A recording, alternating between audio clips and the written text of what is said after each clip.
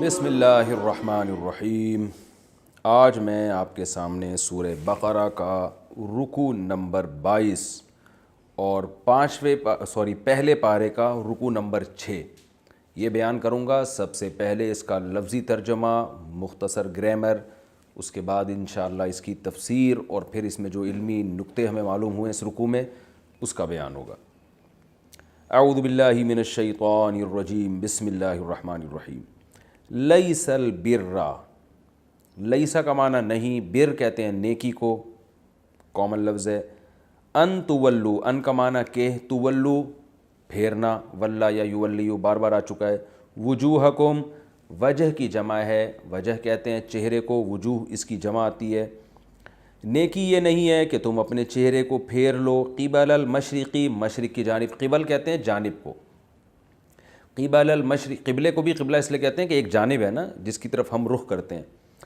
نیکی صرف یہ نہیں ہے کہ تم پھیر لو اپنے چہروں کو مشرق کی طرف اور مغرب کی طرف، ولاکن البر، لیکن حقیقت میں نیکی کیا ہے، من آمن باللہ، کہ جو اللہ پر ایمان لائے، والیوم الآخر، اور آخرت کے دن پر۔ یعنی اس کا مطلب یہ ہے ولاکن البر، یہاں ایک لفظ محذوف ہے، ولاکن البر، لیکن نیکی کیا ہے، برو من آمنا، اس شخص کی نیکی ہے، تو برو کا لفظ محذوف ہے یہاں پہ۔ جیسے میں نے بتایا نا کہ بہت سے لفظ ہم جب ان شارٹ بات کرتے ہیں تو بہت سے لفظ ہم محذوف کر دیتے ہیں۔ جیسے ہم کہتے ہیں نا میری گاڑی پنچر ہو گئی ہے، کیا مطلب گاڑی کا ٹائر پنچر ہو گیا ہے۔ تو قرآن بھی عام لوگوں کے محاوروں ہی کی رعایت کرتے ہوئے کلام کرتا ہے۔ تو اللہ نے فرمایا لیکن نیکی اس شخص کی نیکی ہے جو اللہ پر ایمان لائے، والیوم الآخر، اور آخرت پر ایمان لائے، والملائکتی، اور فرشتوں پر ایمان لائے، والکتابی، کتاب پر ایمان لائے، والنبیین، اور پیغمبروں پر ایمان لائے، وآت المالا، اور ساتھ میں یہ کام بھی کرے، کیا، آتا یوتی، اصل میں تھا اعطایا، اکرما کی طرح، اس کا معنی عطا کرنا، ایتائے زکوٰۃ ہوتا ہے نا، آت الزکاۃ، وآت المالا، اور مال دے، علی حبہ، اللہ کی محبت کی بیس پر، علی کا معنی پر ہوتا ہے، کیا مطلب اس کی، یعنی اللہ کی محبت پر کا مطلب بیس، یعنی اس کی جو بنیاد ہے نا، کیونکہ عمارت آگے بنیاد کے اوپر ہوتی ہے، تو علی حبہ، اللہ کی محبت کی بیس پر، اللہ کی محبت کی بنیاد پر، اللہ کی محبت کی وجہ سے وہ مال دے، کس کو دے، ذوی القربا، قرابت داروں کو، رشتہ داروں کو مال دے، والیتاما، یتیم کی جمع ہے یتاما، یتیموں کو مال دے، والمساکین، مسکینوں کو مال دے، وابن السبیل، ابن سبیل کا لفظی ترجمہ ہے راستے کے بیٹے، سبیل راستے کو کہتے ہیں، ابن بیٹا، لیکن یہاں مراد ہے مسافر، تو عربی میں مسافروں کو ابن السبیل کہا جاتا ہے، مسافروں کو مال دے، والسائلینا، سوال کرنے والوں کو یعنی مانگنے والوں کو دے، وفی الرقاب، اور گردنوں میں مال خرچ کرے۔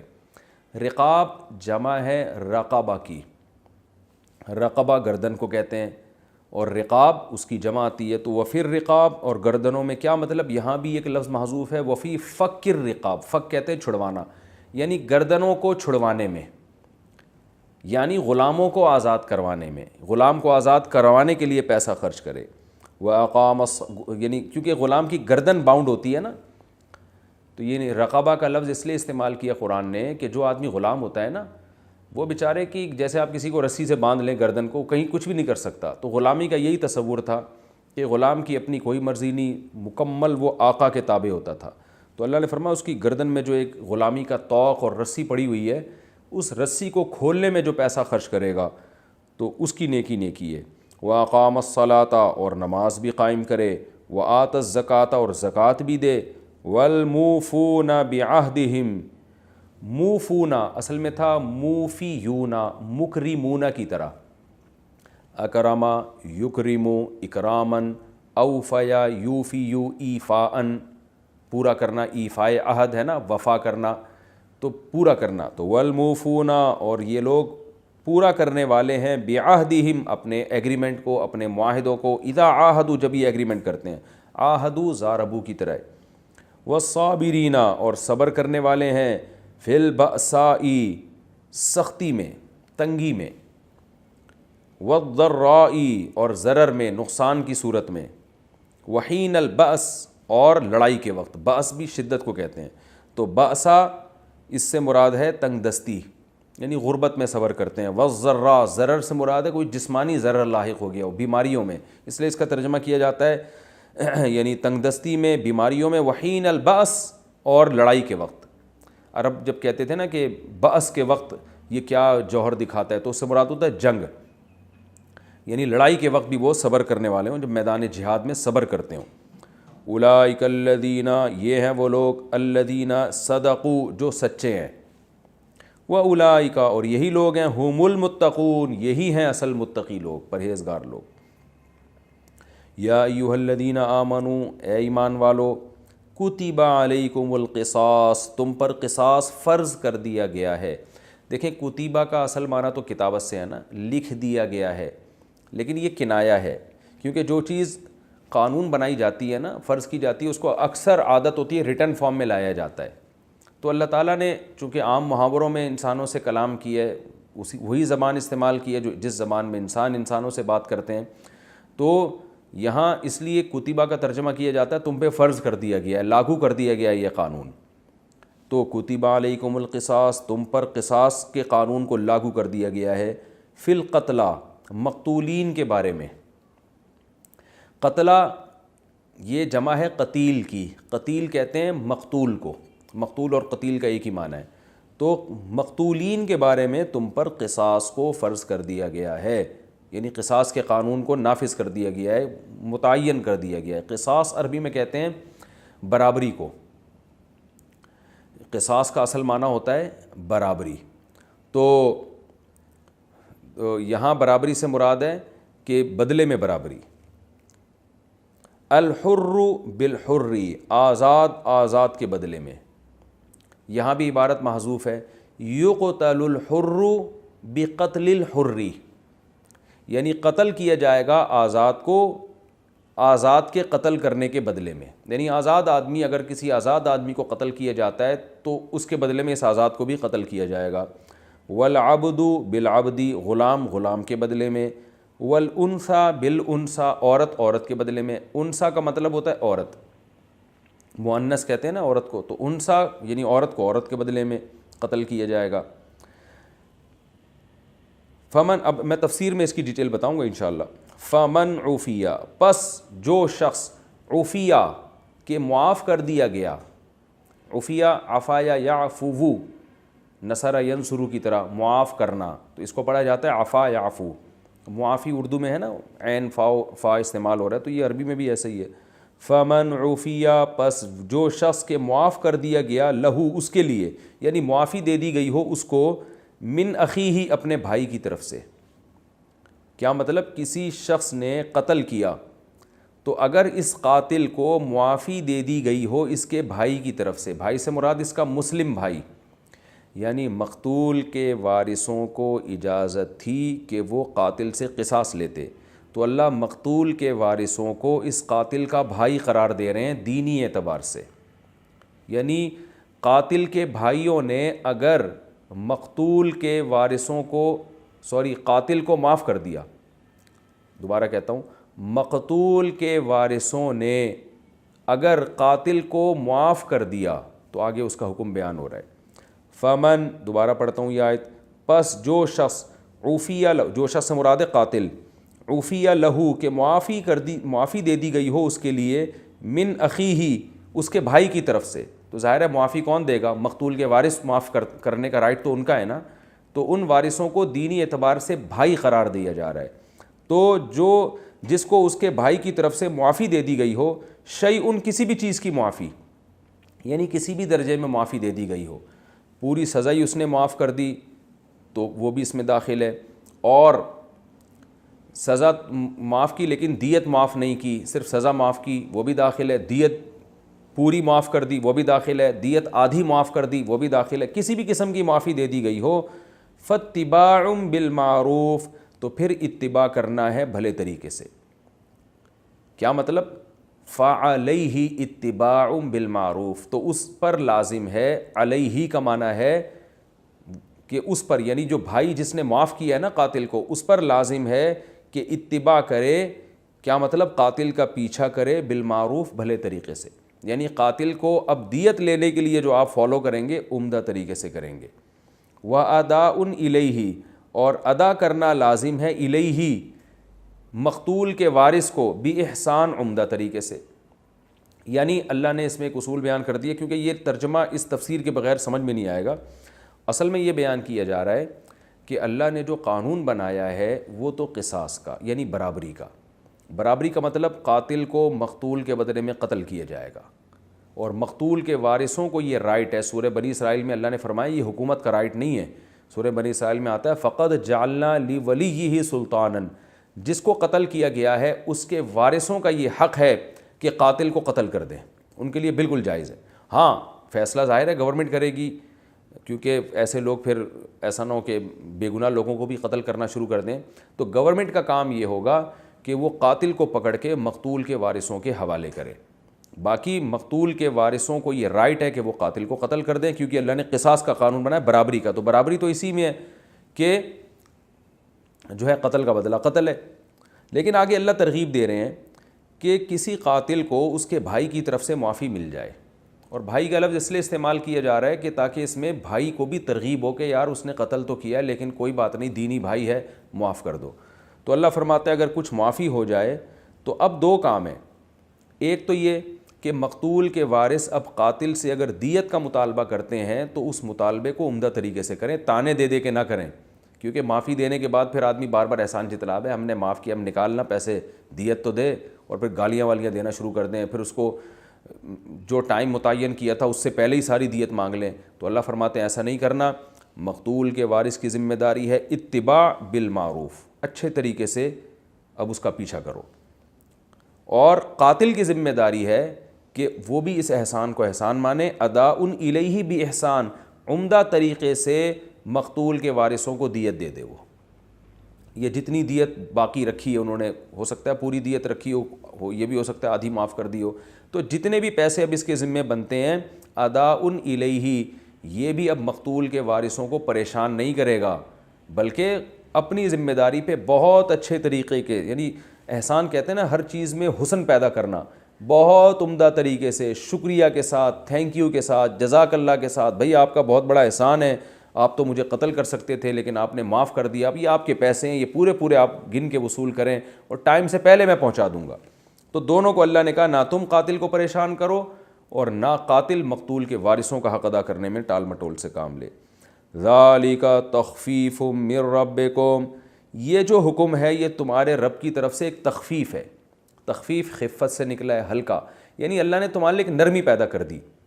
یعنی اصل قانون تو یہ تھا کہ قاتل کو قتل ہی کیا جائے گا، لیکن اللہ نے ایک دوسرا آپشن بھی رکھ دیا، بھائی دیت کا بھی ہے آپشن، معاف بھی کر سکتے ہو.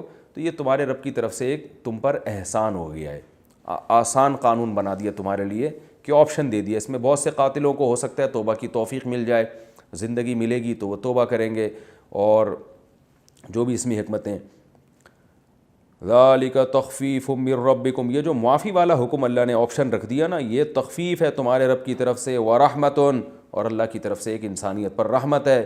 فمن اعتدی، پس جو بھی اعتدی حد سے تجاوز کرے گا، بعد ذالک، اس قانون کے نازل ہونے کے بعد بھی، فلہ عذاب علیم، اس کے لیے دردناک عذاب ہے.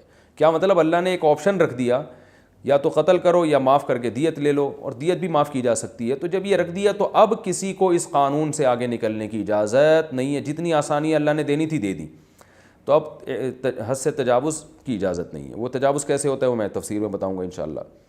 وَلَكُمْ فِي الْقِصَاصِ حَيَاتٌ، اور تمہارے لیے قصاص کے اس قانون میں زندگی ہے. یا اولی الالباب، اے عقل مندو. لب کہتے ہیں بھیجے کو، مغز کو، الباب اس کی جمع، اے مغز والو، یعنی جن میں واقعی بہترین عقل ہو اس کو لب کہا جاتا ہے. اے عقل مندو، اس قصاص کے قانون میں تمہارے لیے ایک زندگی ہے. لعلکم تتقون، شاید کہ تم بچنا شروع کر دو. کیا مطلب؟ جرائم سے بچنا شروع کر دو. کتب علیکم، تم پر ایک اور حکم فرض کیا گیا ہے، لکھا گیا ہے، لازم کیا گیا ہے. وہ کیا ہے؟ اذا حضر احدکم الموت، جب تم میں سے کسی ایک شخص پر موت حاضر ہو جائے. حضرہ ضربہ کی طرح. ان ترک خیرا، تو اگر اس نے چھوڑا ہے، یعنی جو مرنے والا ہے نا اس نے خیر چھوڑی ہے. خیر کا مطلب مال، مال کو بھی قرآن میں جگہ جگہ خیر سے تعبیر کیا گیا ہے.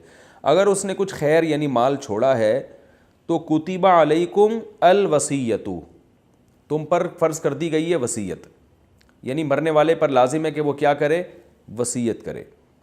جب اس پر موت واقع ہونے لگے اور اس نے مال بھی چھوڑا ہو تو اس پر لازم ہے الوصیت، وصیت کرے۔ وہ کیا وصیت؟ للوالدین، والدین کے لیے بھی وصیت کرے، والاقربین، اور اقرب قرابت داروں کے لیے بھی وصیت کرے، بالمعروف، بھلے طریقے سے، ایسی وصیت ہو جس میں کسی کا حق ضائع نہ ہو۔ حقا علی المتقین، یہ وصیت لازم ہے پرہیزگار لوگوں پر۔ فمن، پس جو شخص، بدلہ، بدل یبدل تبدیلا، اس کا معنی ہوتا ہے تبدیل کر دینا، چینج کر دینا۔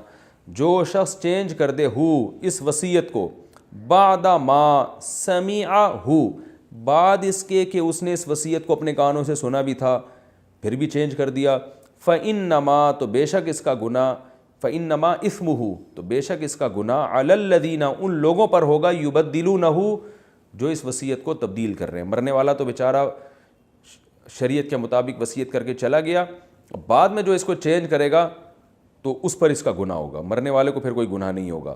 ان اللہ، بے شک اللہ تعالیٰ، سمیع، سننے والا بھی ہے، علیم، جاننے والا بھی ہے۔ فمن خافا، پس اگر کسی کو خوف ہے، خافا خویفہ یخوف، سمیع یسمع کی طرح، من موسن، موسی کہتے ہیں وصیت کرنے والے کو، اوصا یا یوصی ایصاء، وصیت کرنا، تو مکرمن، اکرام کرنے والا، موسیون، وصیت کرنے والا، تو موسیون کو موسین پڑھا جاتا ہے۔ پس جس شخص کو یہ خوف ہو موسی کی طرف سے، یعنی جس نے وصیت کی ہے اس کی طرف سے اگر کسی کو خوف ہے جنف کا، جنف کہتے ہیں حق سے ہٹ جانا، مائل حق سے دور ہو جانا، یعنی کسی کو خوف ہے وصیت والے کی طرف سے حق سے ہٹنے کا، یعنی کسی کا یہ خیال ہے کہ وصیت کرنے والے نے برحق وصیت نہیں کی، حق سے ہٹ گیا ہے وہ، او اسمن، یا اس کے بارے میں یہ خوف ہے کہ اس نے گناہ کا ارتکاب کیا ہے، یعنی کسی پر ظلم کیا ہے اس وصیت میں اس نے، فاصلح بینہم، تو پھر اس نے جو وارثین ہیں ان کے درمیان اصلاح کر دی۔ یعنی کیا مطلب کہ اگر ایک شخص نے وصیت کی تو اس وصیت میں تبدیلی کی اجازت نہیں ہے، لیکن بعد والوں کو خیال آیا کہ جس نے وصیت کی تھی وہ غلط وصیت تھی، اس میں بہت سوں کا حق مارا جا رہا ہے، یا وہ غیر شرعی طریقے سے وصیت کی ہے اس نے، تو پھر اس وصیت کو اب چینج کرنا پڑ رہا ہے، تو ظاہر ہے جب چینج کریں گے تو وارثین میں اختلاف ہوگا، تو اس نے کیا کیا کہ وارثین کے درمیان صلح کا راستہ اختیار کیا، کچھ لو دو کی پالیسی اختیار کر کے ان میں صلح کر دی، اور اس صلح کی بیس پہ وصیت میں کچھ چینجنگ ہو گئی۔ تو اس قسم کی چینجنگ اگر ہو رہی ہے فلا اسم علیہ، تو اللہ فرماتے ہیں پھر تبدیلی کرنے والے پر کوئی گناہ نہیں ہے، یعنی وصیت کو تبدیل کرنے والے پر اس صورت میں کوئی گناہ نہیں ہے۔ ان اللہ، بے شک اللہ تعالیٰ، غفور، معاف کرنے والے، رحیم، رحم کرنے والے ہیں۔ یہ تو اس رکوع کا لفظی ترجمہ تھا اور مختصر سی گرامر۔ جیسے جیسے ہم قرآن میں آگے بڑھتے جائیں گے ترجمہ آسان ہوتا چلا جائے گا، گرامر بالکل ہی ختم ہوتی چلی جائے گی کیونکہ وہ بار بار ریپیٹ ہو رہے ہیں وہ الفاظ۔ اب میں انشاءاللہ آپ کے سامنے اس کی تفسیر پیش کروں گا۔ قرآن مجید کا یہ رکوع بہت اہم ہے، ہماری عملی زندگی سے اس کا بڑا گہرا تعلق ہے۔ سمت قبلہ کا جب حکم ہوا تھا تو اب یہ موضوع یہاں کمپلیٹ ہو رہا ہے، وہی کہ ادھر منہ کر کے نماز کیوں پڑھ رہے، بیت المقدس کی طرف منہ کر کے نماز کیوں نہیں پڑھ رہے، قبلے کی طرف منہ کر کے نماز کیوں پڑھ رہے، یہی یہودی گھماتے رہتے تھے بات کو۔ تو اللہ نے ایک اصول اور ضابطہ بیان کر کے اس ٹاپک کو ختم کیا۔ اصول اور ضابطہ یہ بیان کیا کہ لیس البر ان تولوا، اصل میں یہ لفظ یوں تھا، لیس ان تولوا وجوہکم البر، کہ تم اپنے چہروں کو مشرق اور مغرب کی طرف پھیرو تو نیکی صرف یہی نہیں ہے، دنیا میں صرف یہی ایک کام نہیں رہ گیا کرنے کا کہ اسی پر ساری زندگی بحث کرتے رہو گے کہ قبلہ ادھر، جیسے یہودی بار بار یہی تانا دیتے تھے جب بھی مسلمان گزرتے نا، ابے بھائی قبلہ تو وہ تھا، یہ تو ادھر کیوں چلا گیا۔ تو اللہ فرماتے ہیں نیکی صرف یہی، یہ نہیں کہ نیکی یہ نہیں ہے، نیکی صرف اس میں منحصر نہیں ہے، صرف یہی ایک نیکی نہیں رہ گئی کہ ادھر ادھر منہ کرتے رہو، یعنی مشرق یا مغرب کی طرف منہ کرو، کسی کی طرف منہ کر لینا یہ بذات خود نیکی کا اس میں انحصار نہیں ہے، تو بلکہ اصل جو کرنے کے کام ہیں وہ کیا ہیں، وَلَٰكِنَّ الْبِرَّ، لیکن نیکی اصل میں اس شخص کی نیکی ہے، مَنْ آمَنَ بِاللَّهِ، جو اپنے عقیدے کو بھی درست کر لے اور اعمال کو بھی درست کر لے، پھر اعمال میں جو حقوق العباد ہیں ان کا بھی خیال کرے, حقوق اللہ کا بھی خیال کرے. تو اس پورے قرآن یعنی اسلام کے خلاصے کو اللہ نے اس آیت میں بیان کر دیا. بڑی جامع آیت ہے یہ کہ عمل کو فوکس کرو, اس بحث میں ٹائم ضائع نہ کرو کہ ادھر منہ کریں تو ادھر منہ کریں. تو اب یہود یا دوسرے جو اسلام پر اعتراض کرنے والے لوگ ہیں نا, وہ اسی کو پکڑ کے بیٹھے ہوئے ہیں. جیسے آج بہت سے لوگوں کا دین صرف کربلا بن چکا ہے, اور بہت سے لوگوں کا دین صرف ربیع الاول بن چکا ہے, بہت سے لوگوں کا دین بس کہ کچھ خاص قسم کی رسومات بن چکا ہے. پریکٹیکل لائف میں وہ بالکل زیرو ہیں. تو اس آیت میں یہ سمجھایا جا رہا ہے کہ نیکی اس میں منحصر نہیں ہے کہ تم اپنے چہروں کو مشرق یا مغرب کی طرف پھیرو, بلکہ نیکی نام ہے دو چیزوں کا, عقیدے کی اصلاح اور عمل کی اصلاح. اور پھر عمل میں دو, حقوق اللہ اور حقوق العباد. تو یہ تین کام اگر تم کر لو گے تو تمہاری اس عمل کو پھر نیکی کہا جائے گا. تو اللہ فرماتے ہیں لَكِنَّ الْبِرَّ مَنْ آمَنَ بِاللَّهِ وَالْيَوْمِ الْآخِرِ, لیکن نیکی اصل میں اس شخص کی نیکی ہے جو اللہ پر ایمان لائے. تو اللہ پر ایمان لانا یہ ہے اصل نیکی. وَالْيَوْمِ الْآخِرِ, اور آخرت پر ایمان لے کر آؤ, یہ ہے اصل نیکی. والملائکتی, فرشتوں پر ایمان لے کر آؤ. والکتابی, کتابوں پر ایمان لے کر آؤ. والنبیین, پیغمبروں پر ایمان لے کر آؤ. اور صرف ایمان بھی کافی نہیں ہے, اس ایمان کی بیس پر ایسا تگڑا ایمان ہونا چاہیے کہ اس کی بیس پر پھر یہ عمل بھی ہو. سب سے پہلا عمل کیا ہے؟ آت المال علی حبہ, جس کو میں اپنے انداز میں کہتا ہوں پھر روکھڑا بھی خرچ کرو. کیونکہ جب آخرت پر ایمان ہے, اللہ پر ہے, تو اللہ پہ ایمان کا تقاضا ہے کہ بھائی یہ پیسے اللہ نے دیے ہمیں. جب اللہ نے دیے تو اللہ جہاں خرچ کرنے کا کہہ رہا ہے خرچ کرنے پڑیں گے. اور آخرت پر ایمان ہے تو یہ پیسے خرچ کرنے سے ضائع نہیں ہو رہے, آخرت میں ریٹرن ہو جائیں گے. تو اگر یہ سب کام آپ نہیں کر رہے تو اس کا واضح مطلب ہے آپ کا اللہ اس کے رسول پر ایمان نہیں ہے. تو ایمان کے ساتھ پھر یہ عمل بھی ہو. وہ عمل کیا ہے؟ آت المال علی حبہ, اللہ کی محبت کی بیس پر لوگوں کو مال دینا ہے. بڑی زبردست آیت ہے, خدا کی قسم. اسلام کا حسن اگر کسی نے دیکھنا ہونا, یہ ایک آیت ہی کافی ہے. اسلام میں جب کسی پہ خرچ کیا جاتا ہے تو اس کے لیے نہیں بلکہ اللہ کے لیے. اس کا فائدہ کیا ہوگا؟ آپ اس کو کبھی تانا نہیں دو گے میں نے یہ کیا, میں نے یہ کیا. بھائی تم نے اللہ کے لیے کیا ہے نا, تو بس اللہ اجر دے گا. ہم پر احسان کیوں جتلا رہے ہو؟ اور اس میں انسان چھپ کے بھی دے گا. اگر علانیتاً دے گا تو لوگوں کو ترغیب دینے کے لیے, اور ورنہ کوشش اس کی ہوگی چھپ کے دوں, لوگوں کو پتہ نہ چلے, اور پھر اس کا بدلہ نہیں مانگے گا اس سے. تو اللہ فرماتے ہیں کہ وہ مال خرچ کرتا ہے کرے علی حبہ, اللہ کی محبت کی بیس پر. کس پہ؟ ذوی القربا, سب سے پہلا حق رشتہ داروں کا ہے. اسلام میں رشتہ داری کی بڑی ویلیو ہے, اس آیت سے پتہ چلتا ہے. اور رشتہ داری جوڑنے میں روکھڑا خرچ کرنا پڑتا ہے, جو کہ آج صرف تھینک یو رہ گیا. امی کو فون کر دیا, سال میں ایک دفعہ پھپھو سے ملاقات ہو گئی, ہیلو ہائی کر لیا, بہن کو ذرا خیریت پوچھ لی, بس اتنا ہی چل رہا ہے آج کل. تو اللہ فرماتے ہیں مال خرچ کرے اللہ کی محبت میں رشتہ داروں پر. والیتامہ, دوسرا سب سے بڑا حق ہے یتیموں کا, کیونکہ اس کا باپ نہیں ہوتا, بیچاروں کا کوئی پرسان حال نہیں ہوتا. یتیم بچوں کی جو حالت ہے آپ کو پتہ ہے کیا ہوتی ہے. باپ نہیں ہوتا تو کوئی سر پہ ہاتھ رکھنے والا نہیں ہوتا. تو اور اگر یتیم بھی ہو اور رشتہ دار بھی ہو تو پھر تو زبردست, پھر تو ڈبل فائدہ ہے. تو اللہ فرماتے ہیں سب سے پہلے رشتہ داروں پہ مال خرچ کرے, پھر یتیموں پہ خرچ کرے. دل میں نیت کر لیا کرے, ہم جن جن آیتوں کو اور تفسیر کے جس لیکچر کو سن رہے ہیں آج ہی سے انشاءاللہ عمل کریں گے. سب سے پہلے میں نیت کرتا ہوں, اب آپ بھی نیت کریں کہ اب پیسہ خرچ کریں گے ہم انشاءاللہ رشتہ داروں پر بھی اور یتیموں پر بھی. والمساکین, اور عام غریبوں پر بھی. وابن السبیل, اور مسافروں پر بھی. مسافر کا بھی اسلام میں, کیونکہ مسافر ایک اجنبی ہوتا ہے, اس کو عزت چاہیے ہوتی ہے لوگوں سے, اس کو ضرورت ہوتی ہے. تو اللہ فرماتے ہیں مسافروں پر بھی خرچ کرو. والسائلین, اور مانگنے والوں کو بھی دو. لیکن اس میں شرط یہ ہے, دوسری دلائل سے پتہ چلتا ہے کہ وہ مانگنے والے جو پروفیشنل نہ ہو, پیشہ ور نہ ہو, ضرورت کی بیس پہ مانگتے ہوں. والسائلین, اور مانگنے والوں کو بھی دو. اور قرآن میں دوسری جگہ پر آتا ہے کہ جو نہیں مانگتے, سفید پوش ہے, ان کا حق زیادہ ہے, وہ مساکین میں آ گیا. وفی الرقاب, اور غلاموں کو آزاد کرانے میں بھی پیسہ خرچ کرو.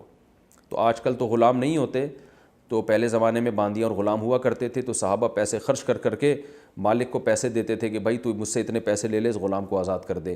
اور بعض دفعہ غلام بھی ایگریمنٹ کرتے تھے مالک سے کہ اگر میں نے اتنے مہینے میں اتنے پیسے کما کے دے دیے تو میں آزاد ہوں. تو قرآن نے کہا ایسے غلام کے ساتھ تم تعاون کیا کرو تاکہ یہ مالک کو پیسے دے اور جان چھوٹے اس کی. تو غلاموں کو آزاد کرانے میں, تو آج کل غلام نہیں ہے, لیکن آج کل جو ہے اس طرح کے غلام تو نہیں ہیں, لیکن اس سے بدتر غلام آج معاشرے میں موجود ہے, جن پر غلامی کا لیبل تو نہیں لگا مگر وہ سمجھے غلام ہی جاتے ہیں. تو ان کو بھی آزاد کرانے کی کوشش کرنی چاہیے. وَأَقَامَ الصَّلَاةَ, اور اللہ فرماتے ہیں حقوق العباد کے ساتھ اللہ کے حقوق بھی ادا کرتا ہو۔ اللہ کے حقوق میں 2 بنیادی حقوق ہیں، نماز قائم کرنا اور زکوٰۃ دینا۔ نماز قائم کرے اور زکوٰۃ ادا کرے۔ والموفون بعہدہم، اور کیریکٹر کا بھی ایک نمبر ہو۔ اور کیریکٹر کا کیسے پتہ؟ آپ نے دیکھا ہوگا بہت سے لوگ اعمال میں ایک نمبر ہوتے ہیں، کیریکٹر لیس زندگی ہوتی ہے ان کی، لوگ ان کو اچھا نہیں سمجھتے، حالانکہ تہجد گزار ہیں، ماتھے پہ سجدے کے محراب بنے ہوئے ہیں ان کے۔ تو اللہ فرماتے ہیں والموفون بعہدہم، اور اپنے ایگریمنٹ کو پورا کرنے والے ہوں، اذا عاہدوا، جب ایگریمنٹ کرتے ہیں۔ اسلام میں ایک ہوتا ہے عہد اور ایک ہوتا ہے وعدہ۔ وعدہ اور عہد میں فرق یہ ہے کہ وعدہ یک طرفہ کارروائی ہوتی ہے، جیسے میں نے آپ سے وعدہ کیا، بلکہ میں کیوں آپ سے کہتا ہوں، آپ نے مجھ سے وعدہ کیا کہ مفتی صاحب ہم آپ کی دعوت کریں گے، وعدہ کیا جی آپ نے، تو اس کا بھی نبھانا لازم ہے، لیکن یہ ایگریمنٹ کی طرح واجب نہیں ہوتا، بلکہ اس میں اگر کوئی آپ کو عذر لاحق ہو جائے تو آپ وعدہ توڑ بھی سکتے ہیں۔ تو آپ نے بھئی وعدہ کیا تھا، اب نہیں کر رہے، آپ کا موڈ نہیں ہے، کوئی بھی وجہ ہو سکتی ہے۔ یہ وعدہ پورا کرنا اس وقت واجب ہے جب پورا نہ کرنے سے سامنے والے کو تکلیف ہو۔ اس کی مثال ہے جیسے میں نے آپ کو ٹائم دیا، فلاں ٹائم پہ میں فلاں جگہ پہ آپ سے ملاقات کروں گا۔ اب مجھے پتہ ہے کہ میں نے آپ سے وعدہ کر لیا ہے، اگر میں فلاں جگہ فلاں ٹائم پہ نہیں پہنچا، آپ پہنچ جاؤ گے، آپ میرا ویٹ کرو گے، انتظار کرو گے، اس سے آپ کو تکلیف ہوگی۔ تو ایسی صورت میں اگر میں وعدہ خلافی کرتا ہوں تو پھر آپ کو اس تکلیف پہنچانے کا مجھے گناہ ملے گا کہ آپ نے کسی انسان کو اذیت کیوں دی، تو اس بیس پہ گناہ ملے گا۔ لہذا اگر سامنے والے کو کوئی تکلیف نہیں ہو رہی، یا کوئی وعدے کی نوعیت اس ٹائپ کی تھی کہ جس کا یعنی جس پر وہ اس کو کچھ نہیں کرنا پڑ رہا، اس کو کوئی تکلیف نہیں ہو رہی، یا آپ کو کوئی عذر لاحق ہو گیا ہے، تو پھر وعدہ توڑنا گناہ نہیں ہے۔ ہاں، جب وعدہ کر رہے تھے اس وقت ہی نیت یہ تھی کہ میں پورا نہیں کروں گا، تو پھر یہ منافقت ہے، اور حدیث میں اس کو آیت منافق کی نشانی قرار دیا گیا ہے۔ تو خلاصہ یہ نکلا کہ وعدہ توڑا جا سکتا ہے کسی مجبوری کی بیس پر، بشرطے کہ سامنے والے کو تکلیف نہ ہو اور اس کو دھوکہ نہ دیا جائے۔ تو تکلیف سے بچنے کے لیے ضروری ہے کہ اگر آپ نے وعدے کی خلاف ورزی کرنی ہے تو پھر آپ پہلے سے اس کو بتا دیں کہ بھئی میں نے آپ سے ٹائم لیا تھا اس ٹائم کا، تو میں اس ٹائم پہ نہیں آ سکتا، لہذا ہم کوئی اور اس میٹنگ کو ڈیلے کر دیتے ہیں یا کوئی اور ٹائم رکھ لیتے ہیں۔ یہ پہلے بتانا واجب ہے، نہیں بتائیں گے گنہگار ہوں گے، کیونکہ رسول اللہ صلی اللہ علیہ وسلم نے فرمایا مسلمان وہ ہے جس کی زبان اور ہاتھ کے شر سے دوسرے مسلمان محفوظ رہیں۔ تو آپ نے زبان دی اور آپ پیچھے ہٹ گئے تو سامنے والے کو اس سے بہت تکلیف ہوگی۔ تو یہ وعدہ ہے جس کی اہمیت ایگریمنٹ سے بہرحال کم ہے۔ اور ایک ہوتا ہے عہد، معاہدہ، ایگریمنٹ۔ ایگریمنٹ کہتے ہیں دو طرفہ، جیسے نکاح ایک ایگریمنٹ ہے، وہ صرف وعدہ نہیں ہے، ادھر سے ایجاب ہوتا ہے ادھر سے قبول ہوتا ہے۔ شوہر ایجاب اور قبول میاں بیوی کے درمیان اس لیے ہوتا ہے کہ عورت اس کی پابند ہوتی ہے، وہ شوہر کی اطاعت کرے گی، مرد اس کا پابند ہوتا ہے کہ وہ اس پر خرچ کرے گا اور اس سے حسن سلوک سے پیش آئے گا۔ تو اگر دونوں کسی شرط کی مخالفت کرتے ہیں تو یہ وعدے کی خلاف ورزی نہیں بلکہ یہ معاہدے کی خلاف ورزی کہلائے گی۔ اسی طرح آپ نے کسی سے کوئی چیز خریدی، 1 لاکھ میں خریدی، یہ ایگریمنٹ ہے، کیونکہ دونوں طرف سے ہو رہا ہے نا، یہ ایک طرفہ کام نہیں ہے، دونوں طرف سے ہو رہا ہے۔ وہ آپ کو ایک چیز دے گا، آپ اس کے پیسے دیں گے، اب اس نے چیز ڈیلیور کر دی اور آپ پیسے اس کے دیر کر رہے ہیں، تو یہ معاہدے کی خلاف ورزی کہلائے گی۔ آپ کسی ادارے میں جاب کرتے ہیں تو آپ کو سیلری ملتی ہے، یہ سیلری معاہدے کی بیس پہ ملتی ہے، ایگریمنٹ کی بیس پہ۔ آپ ادارے سے، کمپنی سے یہ ایگریمنٹ کرتے ہیں میں آپ کے ہاں یہ کام کروں گا، اتنا ٹائم دوں گا، اور اس کی بیس پر آپ کو تنخواہ مل رہی ہے۔ اب آپ تنخواہ پوری لے رہے ہیں، ٹائم نہیں دے رہے، یا کمپنی آپ سے ٹائم تو پورا لے رہی ہے، تنخواہ نہیں دے رہی، تو یہ ایگریمنٹ کی خلاف ورزی کہلائے گی۔ تو قرآن کہہ رہا ہے وَالْمُوفُونَ بِعَهْدِهِمْ اِذَا عَاهَدُوا، کہ ان لوگوں کی نیکی ہے کہ جو عہد کرتے ہیں تو پھر وہ پورا کرتے ہیں۔ وَالصَّابِرِينَ فِي الْبَأْسَاءِ، اور یہ بھی ایک نیکی ہے جو اصل نیکی ہے، وہ کیا ہے کہ بیماریوں میں صبر کرنا، تنگ دستی میں صبر کرنا، غربت میں صبر کرنا، واویلا نہ بچانا، وَالضَّرَّاءِ، بیماریوں میں صبر کرنا۔ آج ذرا ذرا بیماریوں میں چیخ و پکار شروع ہو جاتی ہے۔ وحین الباس، اور لڑائی کے میدان میں صبر کرنا۔ یہ خاص طور پہ جو اسلامی ملکوں کی افواج کے لوگ ہیں اور جو مجاہدین ہیں ان پر یہ آج صادق آتی ہے کہ جب میدان جنگ میں لڑنے کی ضرورت پیش آئے قوم کے لیے، اپنے دین و مذہب کے لیے، تو پھر یہ میدان چھوڑ کے فرار نہیں ہوتے، مضبوطی سے لڑتے ہیں۔ اولئک الذین صدقوا، فرمائے جن لوگوں میں یہ صفات ہوں گی وہ سچے ہیں۔ کیا مطلب؟ کس میں سچے ہیں؟ نیکی کے دعوے میں سچے ہیں۔ تو یہود کو خطاب کیا جا رہا ہے کہ تم نیکی اس میں منحصر سمجھتے ہو کہ بیت المقدس کی طرف منہ کر لیں تو قبلے کی طرف کعبہ کی طرف منہ کر لیں، تو یہ نیکی جو اس طرح کے کام کرنے والے وہ نیکی کے دعوے میں سچے نہیں ہیں. سچے وہ لوگ ہیں جو یہ پورا پراپر جو ہے نا اسلام کو فالو کریں، ان احکام کو فالو کریں، عقیدہ بھی یہ صحیح، عمل بھی صحیح، معاہدوں کے بھی پکے، اور پھر واویلا نہ مچانے والے ہوں بلکہ صبر کرنے والے ہوں مشکلات میں. تو یہ لوگ ہیں جو اپنے دعووں میں سچے ہیں، اور یہی لوگ ہیں حقیقت میں متقی پرہیزگار جن کے لیے اللہ نے جنت کے وعدے کیے. آگے اللہ تعالیٰ ایک حکم دے رہے ہیں. دنیا میں آپ کو پتہ ہے مختلف قسم کے جرموں کی مختلف سزائیں نافذ ہیں، اور قتل بھی ایک جرم ہے جس کی دنیا میں مختلف قوانین ہیں، اور قتل کو ریاست کا جرم سمجھا جاتا ہے. اسلام نے قتل کو ریاست کا جرم نہیں قرار دیا بلکہ مقتول کے وارثوں کے ساتھ زیادتی قرار دی ہے. آپ کے خاندان کا ایک بندہ گیا تو یہ آپ کا نقصان ہے، اس کو ریاست کا نقصان ہوگا لیکن دوسرے درجے میں. تو جیسے کسی عورت کا شوہر مر گیا تو عورت کو حق ہے کہ وہ قصاص لے کیونکہ نقصان عورت کا ہوا ہے. بیوی کو کسی نے قتل کر دیا آپ کی تو آپ کا نقصان ہوا ہے، آپ کو یہ رائٹ ہے کہ آپ قصاص لیں. باپ کو قتل کیا ہے تو اولاد قصاص لے سکتی ہے، اولاد کو قتل کیا ہے تو باپ قصاص لے گا. تو جس کا نقصان ہوا ہے شریعت نے اس کو یہ اتھارٹی دی ہے کہ تم سزا لے سکتے ہو اور تمہیں ہی معاف کرنے کا حق بھی ہے. اور سزا میں اسلام نے بتایا کہ تم قصاص لے سکتے ہو، یعنی برابری کا قانون ہے. تو تمہیں اس کی اجازت ہے کہ اس نے قتل کیا تو تم بھی قتل کر سکتے ہو. تو یہ اسلام کے علاوہ دنیا میں کسی مذہب میں یہ لاء نافذ نہیں ہے. دو خرابیاں دنیا کے قوانین میں. نمبر ایک، بہت سارے ملکوں میں قتل کا بدلہ قتل نہیں ہے بلکہ عمر قید ہے یا دوسری سزائیں ہیں. دوسرا، قتل کیا بھی دیا جاتا ہے تو پھانسی کے ذریعے یا جو ہے وہ بجلی کے ذریعے، جس میں قتل ہونے والے کو تکلیف بہت ہوتی ہے. تو اسلام میں ہے کہ تلوار سے گردن اڑائی جائے.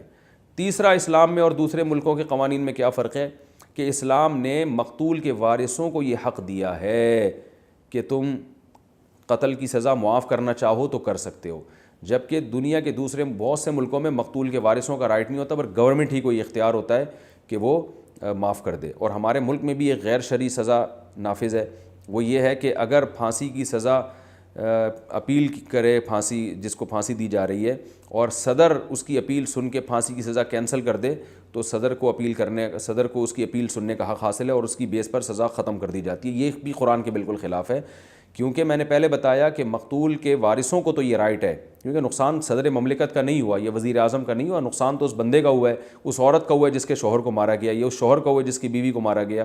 تو اس لیے اسلام میں صدر کی اپیل پر اس پھانسی کی سزا کو کینسل نہیں کیا جا سکتا، اور پھانسی ہے بھی نہیں اسلام میں، گردن اڑائی جائے گی. پھانسی میں بہت شدید تکلیف ہوتی ہے قاتل کو. تو یہ چند امتیازی احکام ہیں جو اسلام کے ہیں، اور اس میں جو حسن ہے وہ آپ کو پوری دنیا میں کسی بھی لاء میں آپ کو وہ حسن نظر نہیں آئے گا. تو حسن کیا ہے کہ بھائی انتقام کی آگ جو بھڑکتی ہے نا مقتول کے وارثوں میں، وہ آگ اس وقت تک ٹھنڈی نہیں ہو سکتی جب تک کہ وہ قاتل کو قتل ہوتا ہوا دیکھ نہ لیں، بلکہ اپنے ہاتھ سے قتل کرنے کا بھی ان کو شریعت نے اختیار دیا ہے کہ یہ اپنے ہاتھ سے بھی قاتل کو مار سکتے ہیں. تو انتقام کی آگ ٹھنڈی ہوگی، اس سے ملک میں امن پھیلے گا. دوسرا یہ کہ اگر معاف کرنا چاہیں تو معاف بھی کر سکتے ہیں، اس معافی کے بڑے فائدے ہوں گے. قاتل آئندہ کے لیے توبہ کرے گا، وہ کہے گا بھائی مجھے تو میدان میں لا کے کھڑا کر دیا گیا تھا گردن اڑانے کے لیے، ان کا احسان ہے، تو ان کی قدردانی کرے گا، اور ان کی بھی تلافی ہو جائے گی دیت کے ذریعے کہ مقتول کے وارثوں کو جو نقصان، کیونکہ اب مقتول تو دوبارہ آ نہیں سکتا، تو ان کی بھی تلافی ہو جائے گی، اور جو ہے وہ آئندہ قتل سے بچے گا بھی. تو اس کوشش، یعنی ظاہر ہے جب معافی ہوگی تو احسان مانے گا نا. لیکن ہمارے ہاں جو قوانین نافذ ہیں ان کا نقصان یہ ہے، اسلام کو فالو نہیں کیا جا رہا، ان کا نقصان یہ ہے کہ قتل کی وجہ سے جو دشمنیاں پیدا ہوتی ہیں اور عدالتوں کے جو چکر لگتے ہیں، اور پھر عمر قید سے وہ نکلنے کے بعد کہتا ہے میں ایک اور قتل کروں گا، وہاں اور ڈاکوؤں کے ساتھ رہ کے قتل سیکھ رہا ہو. تو اسلام میں یہ قید وید نہیں ہے قتل کے بدلے میں کہ عمر قید میں، جیل ہے ہی نہیں. سیدھا قاتل کو پکڑ کے مقتول کے وارثوں کے حوالے کرو، بولو ابھی نمٹاؤ کیس کو، یا تو گردن اڑانی اڑاؤ ورنہ اس کے پیسے لے کے اس کو چھوڑو، اور اگر پیسے بھی معاف کرنا چاہو تو تمہاری مرضی ہے. تو سیدھا سادہ قانون بنائے. سعودی عرب میں یہ قانون نافذ ہے، اور آپ دیکھیں وہاں کتنے جو ہے وہ امن ہے اس قانون کی وجہ سے. اور لوگوں کے آپ دوسرے ملک، سعودی عرب میں بھی کچھ تبدیلیاں آ رہی ہیں آہستہ آہستہ، لیکن آپ دیکھیں دوسرے ملکوں میں کیا ہوتا ہے، پوری زندگیاں جیلوں میں پڑے رہتے ہیں. تو اللہ نے فرمایا تم پر قصاص فرض کیا گیا ہے مقتولین کے معاملے میں، الحر بالحر، قتل کیا جائے گا آزاد کو آزاد کے بدلے میں۔ یاد رکھیں اس آیت کا یہ مطلب نہیں ہے کہ آزاد اگر غلام کو قتل کر دے تو پھر آزاد کو قتل نہیں کیا جائے گا، ایسا نہیں ہے۔